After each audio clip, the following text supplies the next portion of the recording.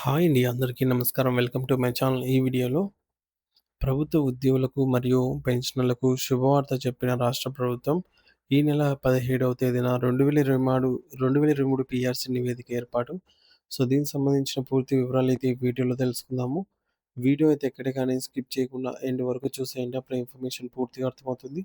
అలాగే వీడియో చూస్తున్న ప్రతి ఒక్కరు వీడియోకి లైక్ చేయండి ఫ్రెండ్స్. ఈ వీడియోని తోటి ఉద్యోగ పెన్షన్ మిత్రులతో అయితే షేర్ చేయండి.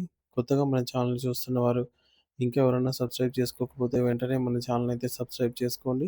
సబ్స్క్రైబ్ చేసుకోవడం వల్ల నేను చేసే ప్రతి ఒక్క వీడియో మీ వరకు రీచ్ అవుతుంది. ఇక ఆలస్యం చేయకుండా వివరాలకైతే వెళ్ళిపోదాము. ఫ్రెండ్స్, ఇక విషయానికి వచ్చినట్లయితే తెలంగాణ రాష్ట్ర ప్రభుత్వ ప్రధాన కార్యదర్శి శాంతి కుమార్ గారికి తెలంగాణ ఉద్యోగుల సంయుక్త కార్యాచరణ సమితి జేఏసీ నాయకులు అధికారికంగా సచివాలయంలో నోటీసులు అందజేయడం ఒక కీలక పరిణామం. ఈ సందర్భాన్ని మనం నిశితంగా గమనిస్తే రాష్ట్రంలో లక్షలాది మంది ప్రభుత్వ ఉద్యోగుల ఆవేదన మరియు వారి హక్కుల కోసం సాగుతున్న పోరాటం స్పష్టంగా కనిపిస్తుంది. ఈ ప్రతినిధి బృందం ఐకాసా చైర్మన్ మామిళ్ళ జగదీశ్వర్ గారు, ప్రధాన కార్యదర్శి ఏలూరు శ్రీనివాసరావు గారు మరియు ముఖ్య నాయకులైన దామోదర్ రెడ్డి, సదానంద గౌడ్, రమేష్ వంటి వారు చురుగ్గా అయితే పాల్గొన్నారు. వీరంతా కేవలం వ్యక్తులు మాత్రమే కాదు, క్షేత్రస్థాయిలో పనిచేస్తున్న వేలాది మంది ఉద్యోగుల గొంతుకగా మారి ప్రభుత్వ పెద్దలకు తమ విన్నపాన్ని అయితే బలంగా వినిపించేందుకు ఈ నిర్ణయం అయితే తీసుకున్నారు. రాబోయే 17వ తేదీన రాష్ట్ర వ్యాప్తంగా భారీ నిరసన కార్యక్రమాన్ని అయితే చేపట్టాలని ఉద్యోగ సంఘాలు నిర్ణయించాయి. మరి ఈ నిరసన యొక్క ముఖ్య ఉద్దేశ్యం ఏమిటంటే, ప్రభుత్వం తమ పట్ల చూపిస్తున్న అలసత్వాన్ని ఎండగట్టడం. ఈ నిరసనను ఎంత బాధ్యతాయుతంగా నిర్వహించాలని వారైతే భావిస్తూ ఉన్నారు. మరి ఎన్ అందుకే ప్రభుత్వ విధులకు ఎటువంటి ఆటంకం కలగకుండా కేవలం భోజన విరామ సమయంలో మాత్రమే నల్ల బ్యాడ్జీలు ధరించి తమ నిరసనను వ్యక్తం చేస్తున్నారు.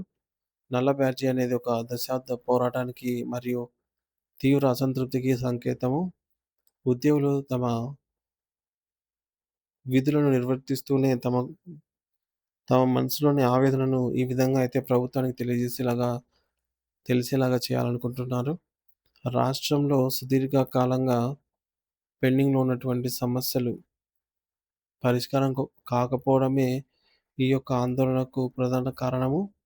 ఉద్యోగులు గత కొన్నేళ్లుగా అనేక ఇబ్బందులనైతే ఎదుర్కొంటున్నారు. కానీ ప్రభుత్వం నుంచి ఆశించిన స్థాయిలో స్పందన రావటం లేదని వారు భావిస్తూ ఉన్నారు. ఈ క్రమంలోనే ఐకాసా చైర్మన్ జగదీశ్వర్ గారు మరియు శ్రీనివాసరావు గారు శుక్రవారం రోజున సచివాలయంకి వెళ్లి ప్రభుత్వ ప్రధాన కార్యదర్శికి ఈ యొక్క సమ్మె లేదా నిరసన నోటీసులను అయితే అందజేశారు. ఇది ఒక ప్రజాస్వామ్య పద్ధతిలో జరుగుతున్నటువంటి పోరాటం.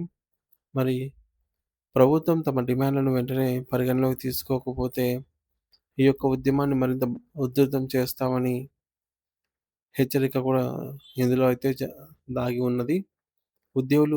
ఉద్యోగులు ముందు పెట్టినటువంటి డిమాండ్‌లలో అత్యంత కీలకమైనది రెండవ పీఆర్సీ అమలు. తెలంగాణ రాష్ట్ర ఆవిర్భావం దినోత్సవమైన జూన్ 2వ తేదీలోపు ఈ పీఆర్సీని ప్రకటించి అమలు చేయాలని వారు గడువైతే విధించారు. పెరుగుతున్న నిత్యావసర ధరలు, ద్రవ్యోల్బణం దృష్ట్యా ఉద్యోగుల జీతభత్యాల సవరణ అనేది చాలా అవసరము. అలాగే విరమణ పొందిన ఉద్యోగులకు మరియు ప్రస్తుతం పనిచేస్తున్న వారికి రావాల్సిన దాదాపు 13,000 కోట్ల రూపాయల పెండింగ్ బిల్లులను ఏకమొత్తంగా విడుదల చేయాలని అయితే డిమాండ్ చేస్తూ ఉన్నారు. మరి ఈ యొక్క పెండింగ్ బిల్లుల్లో మెడికల్ రీయింబర్స్‌మెంట్, సరెండర్ లీవ్స్ వంటి అనేక అంశాలు అయితే ఉన్నాయి. మరి రిటైర్డ్ ఉద్యోగులు తమ జీవిత చరమకంలో ఈ డబ్బుల కోసం కార్యాలయాల చుట్టూ తిరగటం నిజంగా బాధాకరము. సో, మరి మరొక ముఖ్యమైనటువంటి సమస్య ఏంటంటే ఆరోగ్య కార్డులు, హెల్త్ కార్డుల అమలు. ప్రస్తుతం ఉన్న ఆరోగ్య కార్డులు ప్రైవేట్ ఆసుపత్రుల్లో పనిచేయటం లేదని, నగదు రహిత చికిత్స అందించటం లేదని అయితే ఉద్యోగులు ఆవేదన వ్యక్తం చేస్తున్నారు. ప్రతి నెల తమ జీతం నుంచి డబ్బులు కట్ అవుతున్నా సరే, అత్యవసర సమయంలో వైద్యం అందకపోవడంపై వారైతే మండిపడుతూ ఉన్నారు.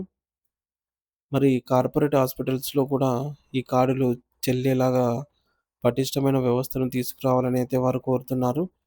దీంతో పాటు అందరికీ అత్యవసర ప్రధానమైన డిమాండ్ సీపీఎస్ రద్దు. ప్రస్తుతం ఉన్నటువంటి కాంట్రిబ్యూటరీ పెన్షన్ స్కీమ్ సీపీఎస్ ఉద్యోగుల భవిష్యత్తుకు భద్రతనివ్వడం లేదని పాత పెన్షన్ విధానాన్ని ఓపీఎస్ పునరుద్ధరించాలని అయితే వారు కోరుతున్నారు. మరి కేవలం ఈ ప్రధాన డిమాండ్‌లే కాకుండా ఉద్యోగుల సర్వీస్ నిబంధనలు, పదోన్నతులు, బదిలీలు మరియు ఇతర 64 అంశాలతో కూడినటువంటి సుదీర్ఘమైన జాబితానైతే కూడా నిరసనలో నిరసన పత్రంలో పొందుపరిచారు.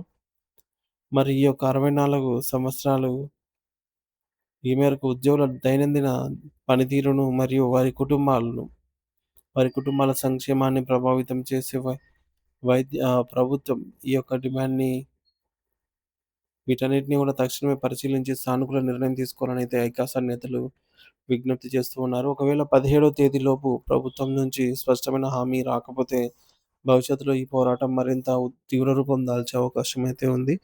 ఉద్యోగుల ఐక్యత వర్ధిల్లాలని, తమ న్యాయమైన కోరికలు నెరవేరాలని అయితే వారు పోరుబాట పట్టారు.